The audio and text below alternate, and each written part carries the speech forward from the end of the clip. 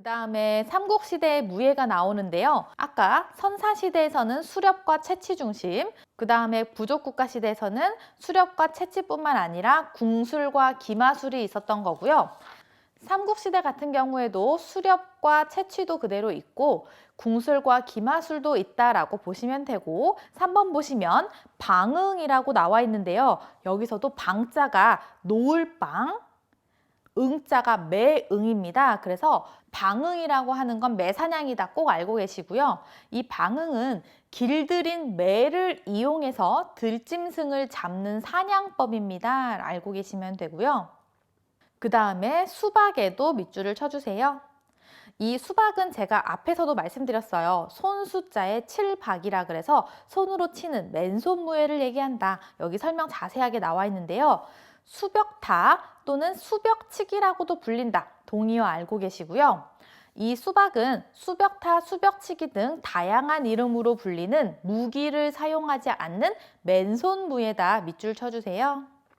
손과 발 또는 머리를 이용해 상대를 제압하는 무예이다. 밑줄 치시면 상대와 일정한 거리를 떨어져서 겨룬다. 밑줄 쳐주세요.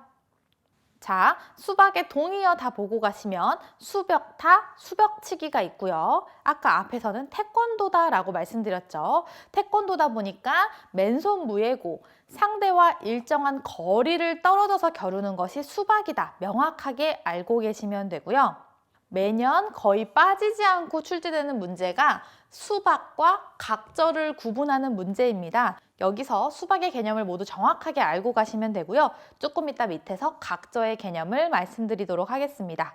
자, 5번 보시면 마상제라고 되어 있죠.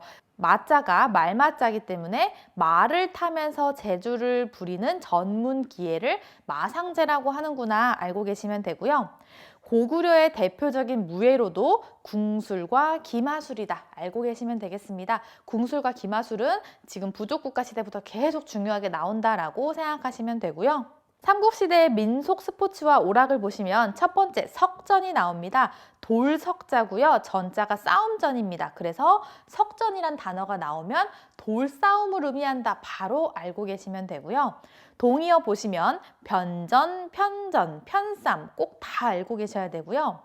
석전은 돌팔매질을 하여 승부를 겨루는 것이다. 전쟁에 대비하는 전투적 유희가 있다 보니까 군사훈련의 하나로서 석전이 있구나라고 알고 계시면 되고요.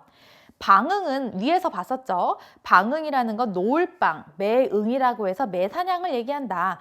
사나운 매를 길들여서 꿩이나 새를 사냥하는 일종의 수렵 활동이 방응이다라는 거 알고 계시면 되고, 그 다음에 3번 각저 같은 경우에는요. 제가 아까 수박과 각저를 구분하는 문제가 굉장히 잘 출제된다고 했어요. 여기서 각저를 한번 보시면 각저는 바로 옆에 씨름이다 라고 나와 있죠. 각저는 씨름이고 강력, 각기, 상박, 각지, 쟁교, 솔교라는 동의어가 있다라고 보시면 되겠습니다. 각자 설명 한번 보시면 두 사람이 맨손으로 허리에 띠를 맞잡고 힘과 기를 겨루어 넘어뜨리는 경기다. 맞잡는다라는 부분에 밑줄을 쳐주세요. 허리에 띠를 맞잡고 힘과 기를 겨루어서 넘어뜨리는 경기는 각저구나. 한국은 씨름, 몽고는 썰렘, 중국은 세기유, 러시아는 삼보, 일본은 스모라고 부른다. 즉 S 또는 SS 발음으로 시작하는 이름으로 되어 있다라고 보시면 되고요. 현재 국가무형문화재 제131호로 지정되어 있구나라는 거 다 알고 계시면 되겠습니다. 자, 그러면 여러분은 수박과 각저가 명확하게 구분이 되실 거예요. 수박은 손수자를 쓰고 칠박자를 쓰다 보니까 맨손무예로서 상대와 일정한 거리를 떨어져서 겨루는 것을 의미한다. 즉 태권도를 의미한다 라고 했고요.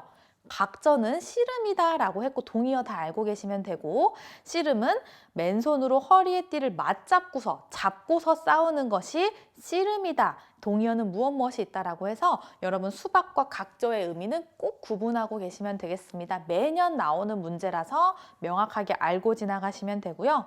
그 다음에 격구입니다. 격구는 칠격의 공구자라서 공을 치는 놀이가 격구입니다. 설명 한번 보시면 말을 타고 숟가락처럼 생긴 막대기로 공을 쳐서 상대방의 문에 넣는 놀이다. 장시라는 채를 이용해서 나무공을 쳐서 일정한 거리에 있는 구문에 넣는 경기다. 고려 말에는 단호의 남성 중심의 놀이로 크게 성행했고 한자로는 타구, 방희, 격휘, 농장이 격봉이라고도 한다. 다 동의어죠. 격구의 동의어는 타구, 방희, 격구희, 농장희, 격봉이라는 거 알고 계시고 그 옆에 공치기, 장치기라고도 한다. 동의어 다 알고 계시면 됩니다. 오늘날 폴로와 유사한 형태다라는 거 알고 계시면 되고요. 그 외에도 필드하키나 골프와도 유사하다라고 알고 계시면 되겠습니다. 인원은 보통 10명 이상이고 공격, 수비, 즉 두 팀으로 나누어서 각 팀당 5, 6명씩으로 구성되어 하는 놀이였다. 격구도 알고 계시면 되겠습니다. 자, 그 다음에 널뛰기. 널뛰기란 단어 들으시면 여러분이 쉽게 유추가 되시겠지만 동의어를 알고 계셔야 돼요. 널뛰기는 축판희, 도판희라고도 한다. 동의어 꼭 알고 계시고요. 그 밑에 축구 같은 경우는 축구와 제기차기를 의미한다. 동의어 다 알고 계세요? 가죽 주머니로 공을 만들어서 발로 차던 공차기 놀인데요.